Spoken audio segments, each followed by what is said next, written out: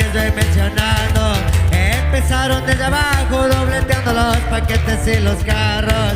Muchos de ellos se han burlado, pero ahora pura feria van ganando.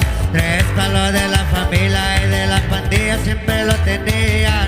Se encuentran en la movida, moviendo con prisa pura mercancía. Muchos robos y asaltos, no tenían de otra, estaban quebrados. Gracias a Dios superamos, dicen los hermanos cuando andan entrados.